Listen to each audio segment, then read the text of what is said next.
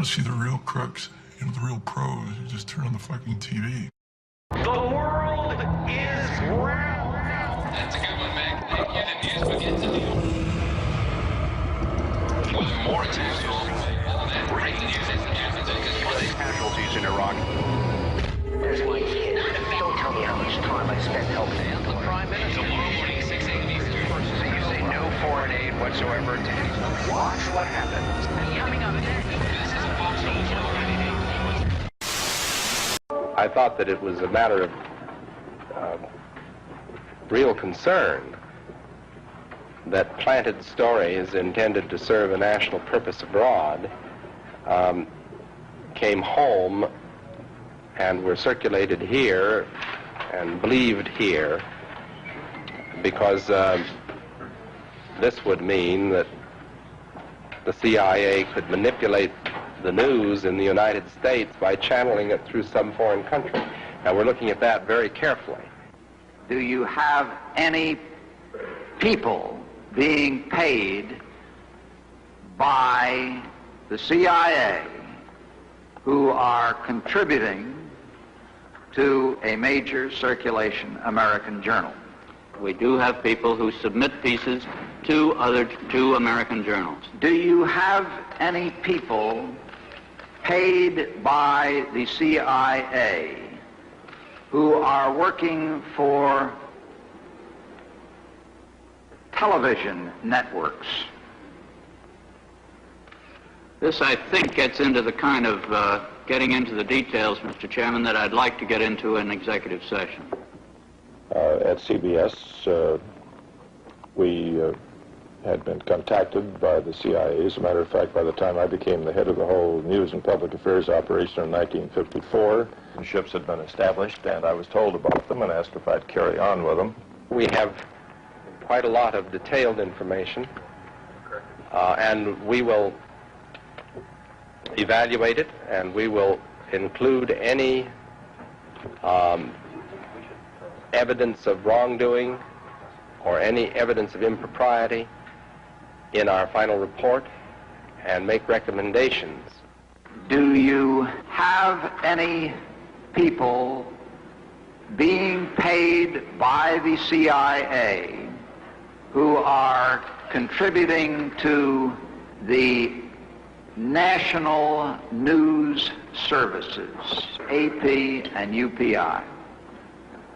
Well, again, I think we're getting into the kind of detail, Mr. Chairman, that I'd prefer to handle in executive session.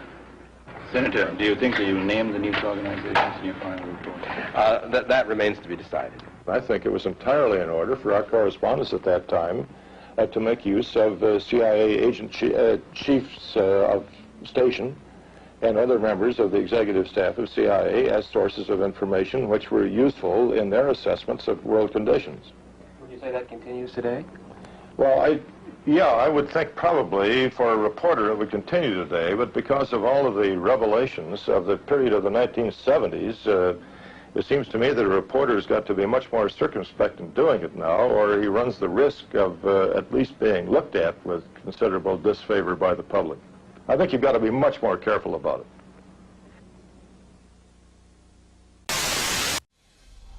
Back in the book segment tonight, our pal Jon Stewart really pounding CNN over its terror bombing coverage. While all the other networks chose to have a, what you call it there, an anchor in the studio that kept the chaotic coverage from going adrift, CNN went with more of your Sandlot football. Everyone go long! Forcing their reporters to let the control room know when they were open for an on-camera pass.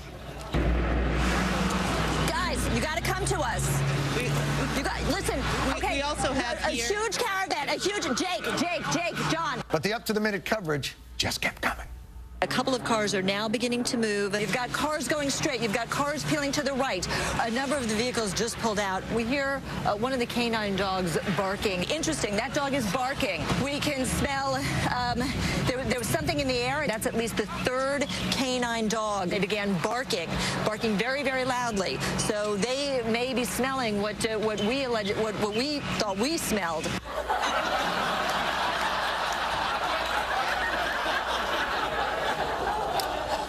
Let me tell you a little something about canine dogs. I got one of them, and they bark a lot. It was a noble effort, and you know, keep going. It'll get better. Any final thoughts? Being in Watertown right now, the streets are empty. It's eerie. It's as though a bomb had dropped somewhere. This is probably one of my favorite headlines of the night. Bizarre moment. CNN anchors unsuccessfully try to pretend they are not in same parking lot. Well, it's not very bizarre because they do stuff like this all the time. And we'll watch this video right here. You can see, look at the vehicles driving behind. I believe that's Nancy Grace. And look, okay, you saw the red car. Can we scroll that back, guys? All right, you saw the red car. All right, there it goes behind anchor number 1. And here it comes, anchor number 2. And let it keep rolling. You're going to see the same bus drive by. Okay, here comes the bus. There's bus, and there's the bus. So you can see right there, they are in the same parking lot, trying to pretend that they're on different sides of the city or wherever else, trying to pretend like they have a remote.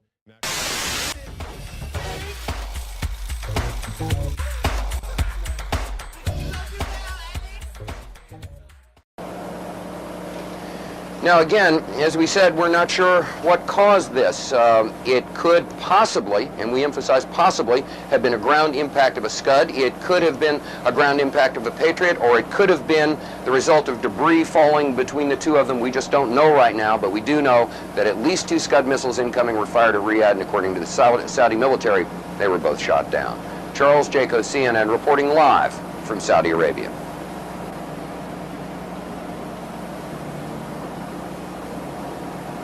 Was almost exactly 2 hours ago when the sirens went off here in Saudi Arabia. Where we are in eastern Saudi Arabia, there was no problem. However, there was an intercept elsewhere near the capital city, Riyadh. We've got some videotape of that you can take a look at right now. Hi, Atlanta. We're about to have a short course in missile identification. This is a Scud. You can tell it by its distinctive label. Now, when the missile is launched, the first thing you look for is the plume sticking out behind it. Now, when you detect this, you can tell it's been launched. Thank you. Graffiti on it? Yeah, show me graffiti. Larry King show or bust. Look at this. Look at this. Look at this shit. Look at. Can you believe that? Let me say hi. The top 10 things about Saudi Arabia. Maybe we could shorten the list to 5. Oh God, Geopolitics by Dan Quayle.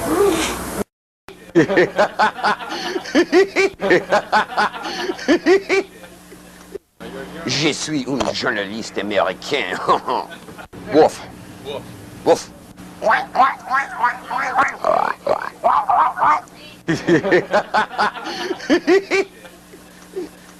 Oh, I love this country so much. You guys just don't have a clue.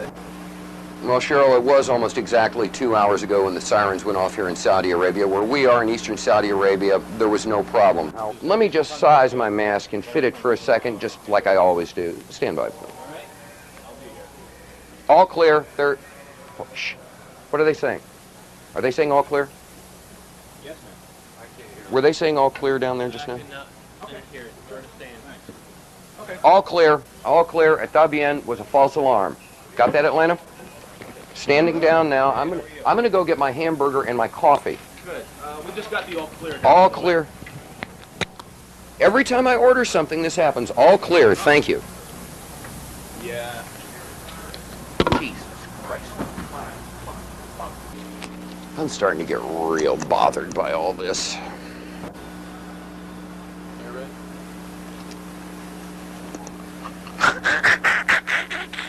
Boy, did I almost look stupid. Charles Jaco, CNN, reporting live from Saudi Arabia. No, wait a minute. Whoa, hold it, homeboy. I'm the talent here, you dig?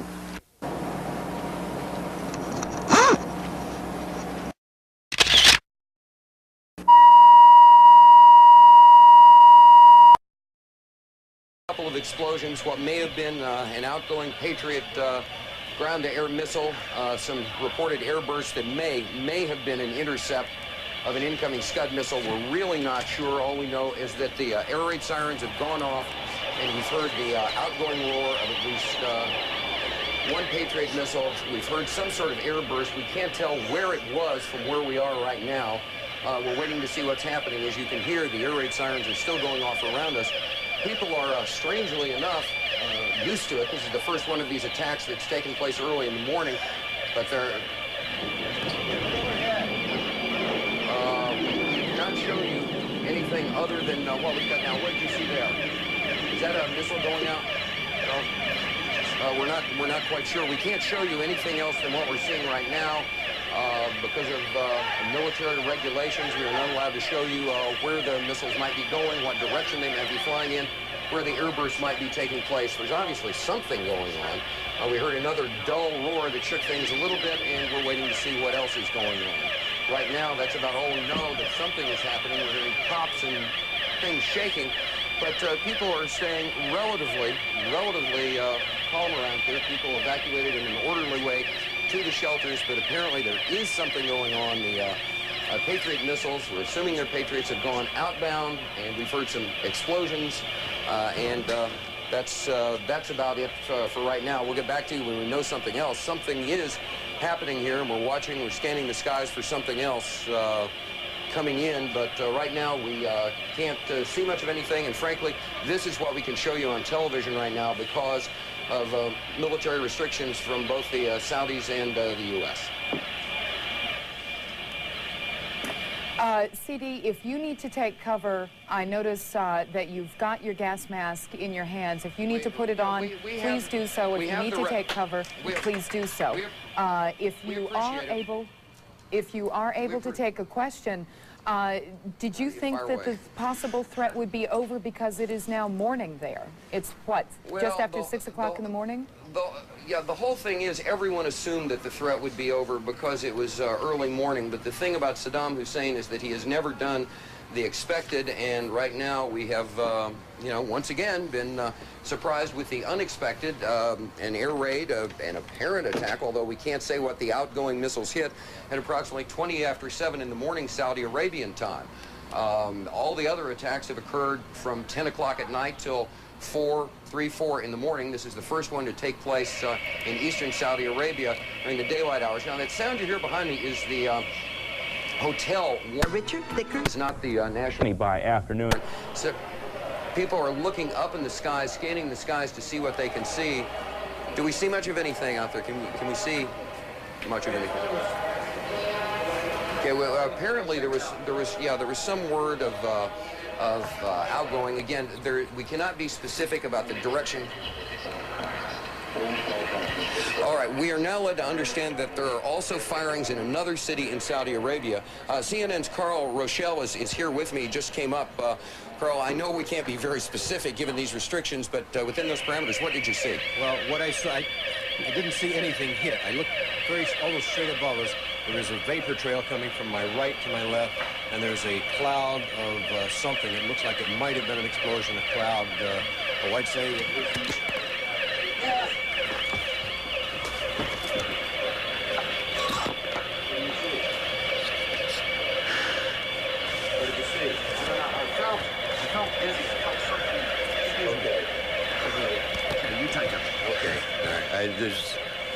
My apologies for that. He's putting on a gas mask. There hasn't been any gas dropped here that we could tell. You smell anything? No. Oh. You may smell some of the fumes from a missile exhaust going off. The missiles use a rocket, a cordite, some sort of burning.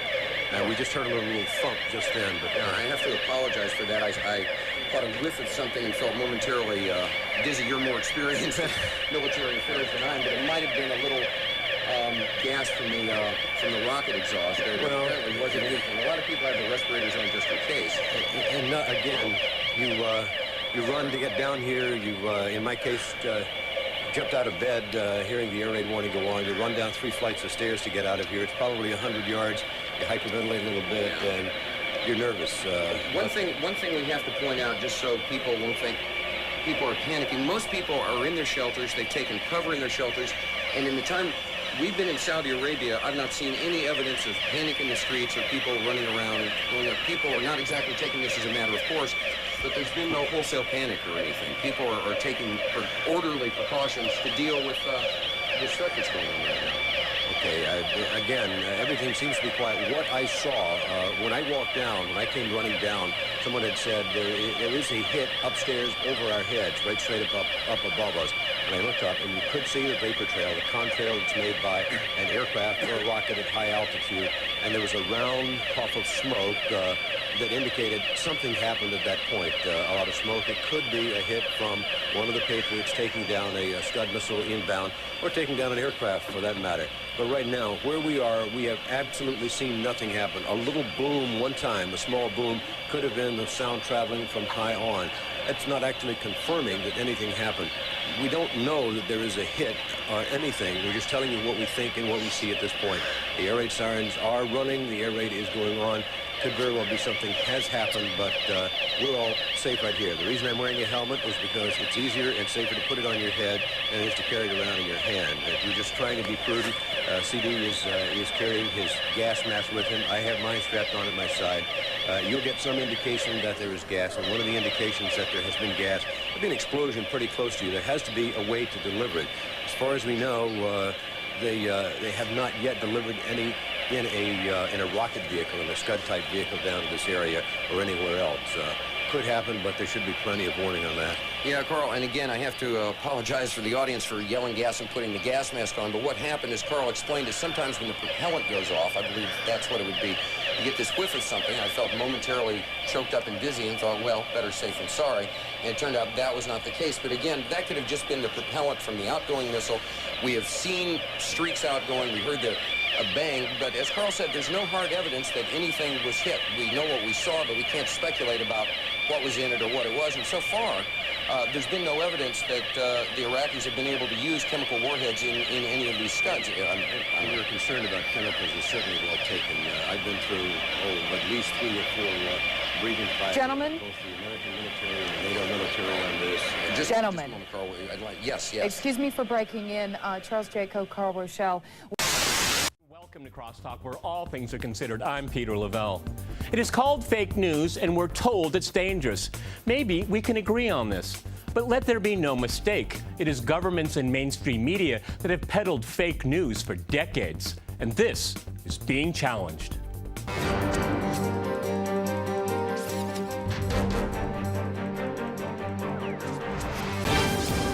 To Crosstalk Fake News, I'm joined by my guest, Patrick Henningsen in Phoenix. He is a journalist, writer, and founder of the news website 21stCenturyWire.com. In Providence, we have Vladimir Goldstein. He is an associate professor of Slavic Studies at Brown University. And in London, we cross to Marcus Papadopoulos. He is the editor of Politics First magazine. Okay, gentlemen, Crosstalk rules in effect. That means you can jump in anytime you want, and I always appreciate it. Patrick, you got up earliest for this program. I usually go to the person that got up earliest, and you got up very early. Let me go to you first here. It's really quite remarkable. Mainstream media is calling us out as fake news when they've been peddling it for decades, and they've been caught repeatedly, particularly during the last American election cycle. What gives here? I mean, again, I've used the term on this program before. We're living in parallel universes. Go ahead, Patrick. Sure. You know, what they've done here is they've tried to create a dialectic, basically a binary conversation. So they come up with a list. Some academic has come up with a list saying these are all fake news websites, for instance, and then anything that's not on the list is presumed as real news. So essentially, this is a virtual book burning exercise for the 21st century. Who's behind it? The biggest purveyors of actual fake news. Yep. I'm talking about the establishment corporate media, I'm talking about academia, and I'm talking about government itself. So anybody who's half intelligent can tell what a fake story is. My readers at 21st Century Wire can tell what a fake story is. So how come her students at this university, who she made this list for, this doctor, can't tell? So is that a failure on my part or a failure of bloggers? No, this is a failure of the state. It's a failure of the education system, the dumbing down of America. So the solution they've offered is a nanny state solution where they put a committee together of the same people who are really responsible. New York Times, Silicon Valley, people who are responsible for dumbing down the people in the first place. This is like putting Bernie Madoff in charge of an ethical investment forum. You know, so they've lost control of the narrative, they've lost control of the internet, and so they want to attack the real diarists of the 21st century. These are bloggers, independent media people that hold no allegiance to corporations or power structures. So this is, you know, the reaction of it is extraordinary. Marcos, if I go to you in London, I mean, they've delegitimized themselves so much. If we can look at Brexit and the U.S. election here, now they want to turn around and delegitimize everybody else. I mean, I think this dialectic is really in play right now. I mean, they were caught lying repeatedly and being deceptive. We can go all the way back to the illegal invasion of Iraq of 2003, and that's just one really good example. There are many, many, many more. And now they want to turn around and censor anyone that disagrees with them. Go ahead, Marcos. Well, what the West is saying about Russian media is spiteful, is ludicrous, and is unsurprising. You know, Peter, my premise about the West is that the West is not sincerely committed to freedom of speech, and anyone who argues to the contrary of that simply cannot sustain that argument. But, you know, in my opinion, the Russian media has ruffled the feathers of the West, and that is a good thing.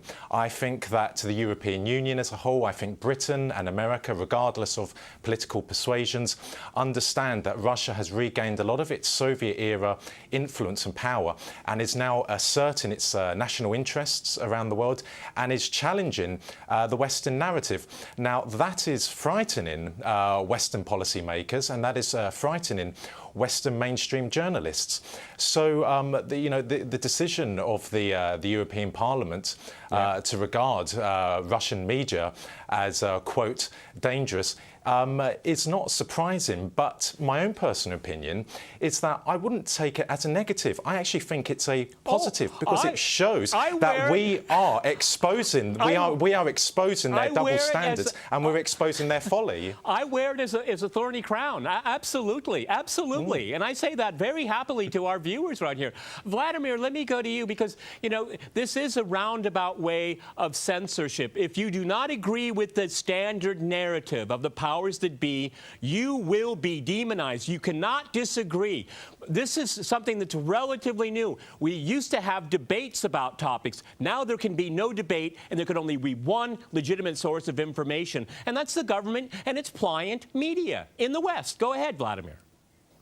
Yeah, absolutely. The fact is that nobody knows or possesses the whole truth. That is, so it's unbelievably presumptuous on the part of mass media, who's been actually peddling a fair amount of their own, you know, lies, misrepresentations, and so on. Now to suggest that they possess the truth and somebody else possesses only fake news. This is absolutely, ridiculous. We have to go back to the very basic foundations of Western societies, the freedom of the speech, the fantastic text of John Milton, Areopagitica, where he insists on the fact that we have to read everything. We have to make our own conclusions. That, you know, the truth being, torn apart, thrown around, and it's our task to put it together piece by piece. What Milton stresses is that what purifies us is trial, and trial is by what is contrary. So we have to read everything. I very frequently, appalled by the nonsense which the New York Times publishes, but nevertheless, once in a while I find something interesting there. So this is the readers who have to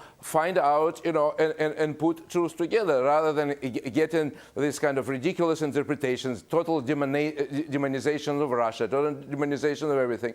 And I would stress another thing, which I find totally appalling. If you substitute, for example, just to make a mental exercise, if you substitute, Russia this, Russia did this, Russia is dropping that, with the term Jews, it will be absolutely Nazi, Goebbels-like propaganda, which we already went through and been appalled by. And it continues.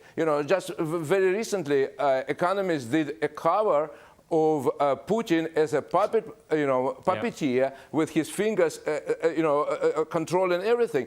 And, go to Goebbels, 1942, that's exactly the same cartoons where the Jews are controlling Stalin and they're the same. And then they have a nerve to call, people who challenge it or question it, fake news. This is a clear case of Freudian slip. They've been, peddling fake news, and now they it's obvious that that the powers that be in the West and the media don't have any historical memory. Shame on them. They're supposed to be pedagogical in their approach, but they're not, okay?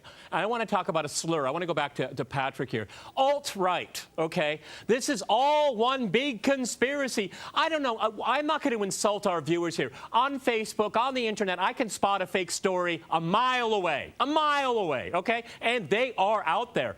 And that doesn't necessarily mean they're alt-right. They're there for clickbait, for a number of other reasons, sometimes just to create chaos, yes. But the CIA has been doing that. There's a long record of the CIA getting itself involved in media, and again, the pliant media going along with it here.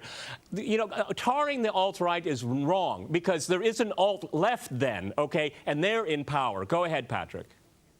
Yeah, the term alt-right itself is just a creation. It's a construct. You know, it's a label, and it means anything that its critics want to slap onto it. So in terms of alt-right, that means misogynist, neo-Nazi, white supremacist, whatever. The list is endless, right? So they've done this before with Tea Party, with Truther.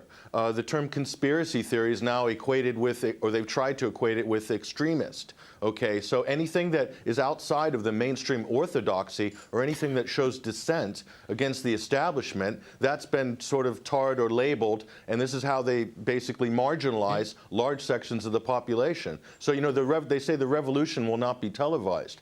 It already happened, and they lost. The mainstream media, the establishment lost already. The revolution has happened, and so this is a knee-jerk reaction against that. And to me, you know, we've crashed through the gatekeepers' gates, essentially.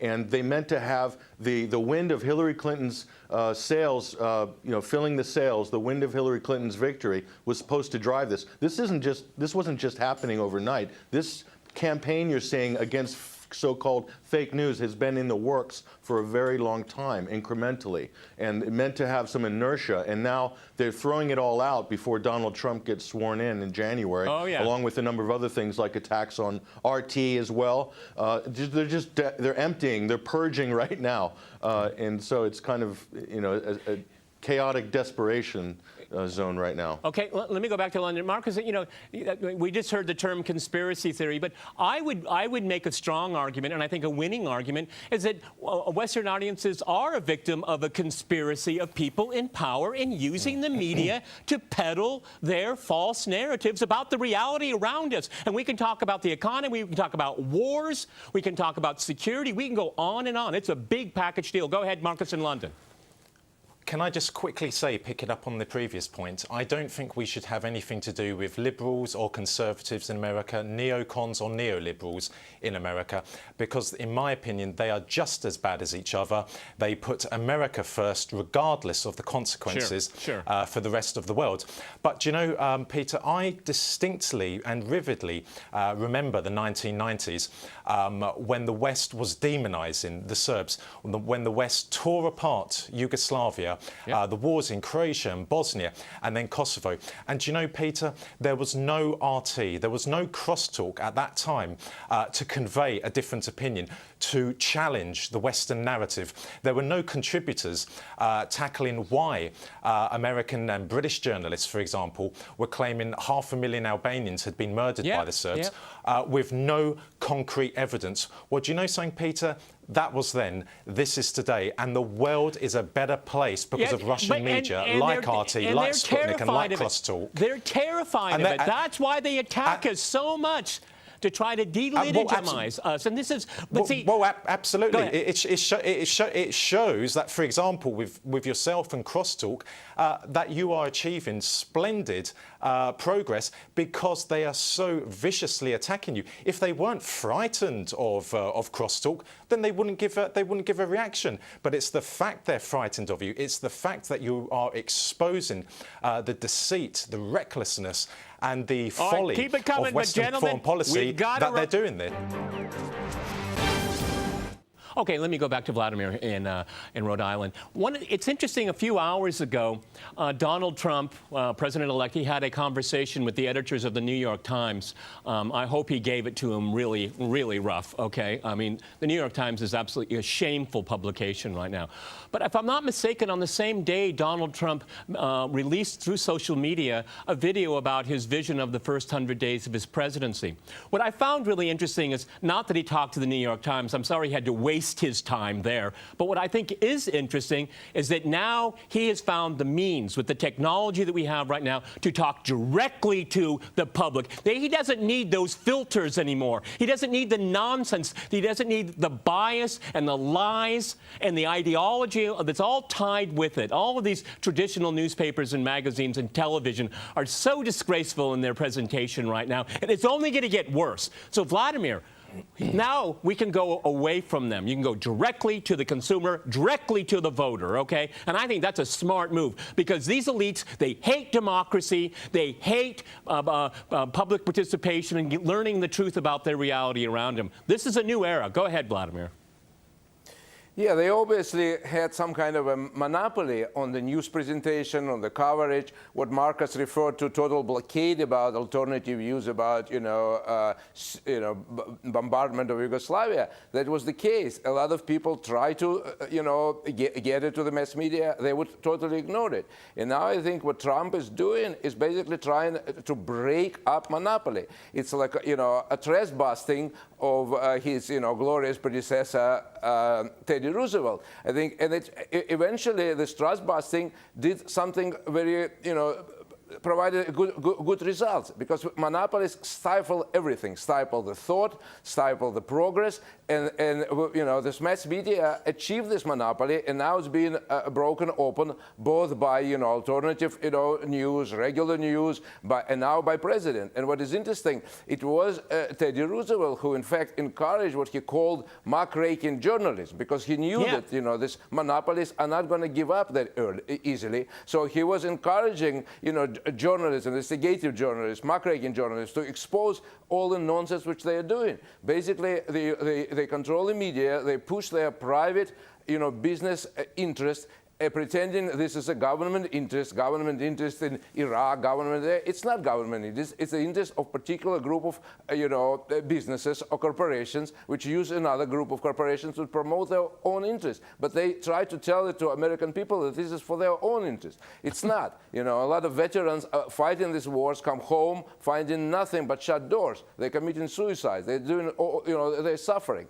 And, the media is silent about it. So Trump is very savvy politician. I hope he sort of, he knows American history and he'll follow to those glorious examples of trust busting. Okay, Vladimir, I think we could all agree with you there. But Patrick, the powers that be are not going to take this sitting down. We all know it. Okay, the offensive they're taking against us is only the beginning. It's going to get a lot more messy, really ugly. I'm certainly sure it's going to get personal too. And what they have left. In a democratic society that supports freedom of speech, censorship is the last resort. They're playing around with that now. Censorship, cutting people off, like ourselves here.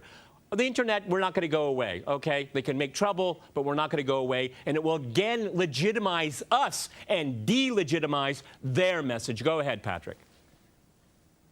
Yeah, this whole fake news scare, we've seen this. This isn't the first time it's happened. In 1938, Orson Welles did a broadcast of War of the Worlds on CBS Radio. And the establishment at the time was the print news industry. And they overblew the reaction to this broadcast by Orson Welles, and they said that there was pandemonium in the streets and it terrorized America, because at the time, radio was the insurgent communications platform, which was taking advertising dollars away from newspapers. So they used that fake news incident to demonize radio, much in the same way that the establishment media is trying to demonize the internet independent media today. So this hysterical reaction we're seeing is the bubble which they themselves have inflated has burst, basically. And so a handful of Facebook articles done by teenagers in Macedonia that somehow that tilted the U.S. election, that idea is ludicrous. But I don't know what's more ludicrous, the actual fake news on Facebook or the reaction to it. But what's worse than fake news, Peter? What's worse than fake news is news that's omitted. Last week, 17 civilians, reports in East Aleppo, were slaughtered, gunned down by the moderate rebels who were trying to use them as human shields. They wanted to escape. That didn't get an inch of newsprint in any U.S. media outlets. Okay, so I have a list of endless list from Iraq to Libya to Syria. They've got every single major event wrong. The Ukraine, the Iran-Contra cocaine gate in the 80s, every single thing they've got wrong. And that has cost lives. Hundreds of thousands, if not millions of innocent lives have been lost because of the New York Times, the Washington Post, and their collusion with the deep state. Okay, they are responsible. There's blood on their hands for Syria, for Libya, and for Iraq. Okay, so what is worse? I'll put the proposition that is much worse than a handful of silly articles on Facebook that had no influence on the U.S. election at all. Absolutely. This is just a false flag. You know, Marcus, if I can go to you and say, you know, but audiences are beginning to react here, and this is what spooked the traditional media and governments. I mean, governments are losing their mind over this. They can't control everybody anymore. And I want to stress here, in all fairness, yes, there is fake news out there, but my sense is that it's not as damaging and as large as these people that are trying to scare us all. And fake news has been around from time immemorial, okay? This is not their issue here. They're worried that audiences are going to move. And you know what? And it's also a bottom line issue, I mean, for revenues, okay? If people are going somewhere else, they're not giving money to these traditional media outlets. Go ahead, Marcus, in London. Look, Peter, if I can just slightly come at this from a different perspective, and I hear what everyone is saying, regardless of what happens from January 2017 onwards, RT, Crosstalk and Russian media in general will continue to carry out a powerful job in dissecting Western foreign policy and exposing it to be rotten to the core. But in regard to Mr. Trump, we need to give him time. He hasn't even entered the White House yet, and I would say that about any leader. But I do sense that there's this curious and misguided sense of optimism about him. Number one, he is an unknown quantity. Number two, he's not part of the political establishment, but he's part of the business establishment in America. And if he's genuine about wanting to fundamentally change American foreign policy, for example, towards Russia, and it's a big if, I believe, but he will come up against a formidable opposition because that system in America, which I vigorously oppose, is absolutely entrenched. And I'll be candid with you, Peter, I don't believe it's possible for one person to change it. He will be up against Congress, a very right-wing Congress. His own party. He will be up against the CIA, the Pentagon.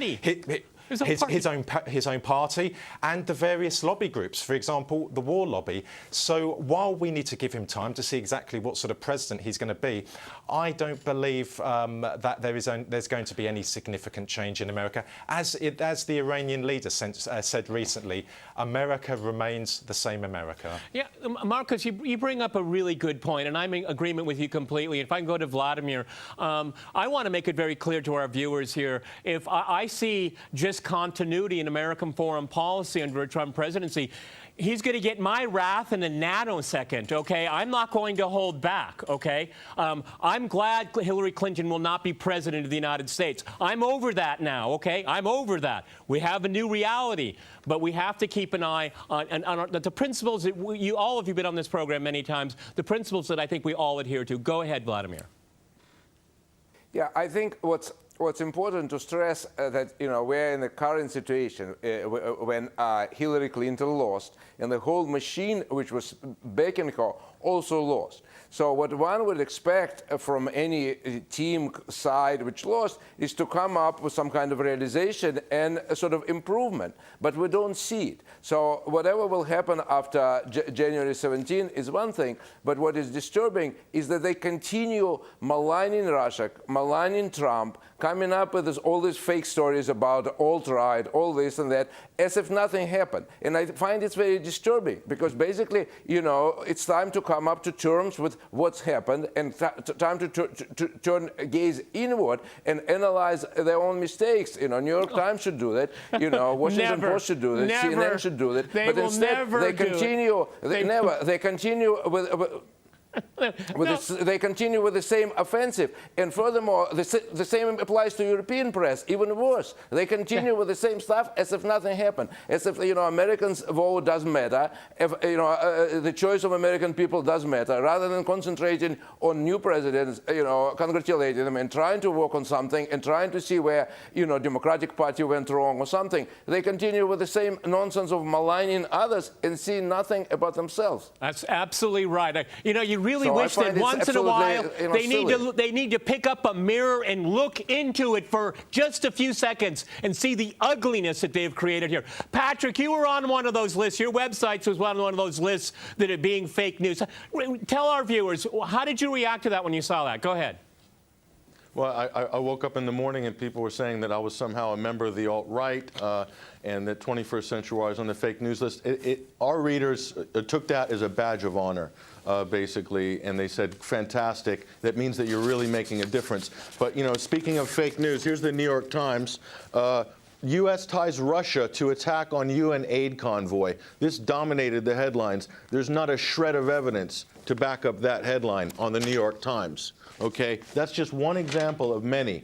So, who are the real culprits of fake news? I think we need to look no further than CNN, New York Times, New York Post, any of these mainstream media outlets, ABC, CBS, NBC. So, the fact that they're attacking the little man really speaks volumes about, I'm really proud of you. All right, gentlemen, we've run.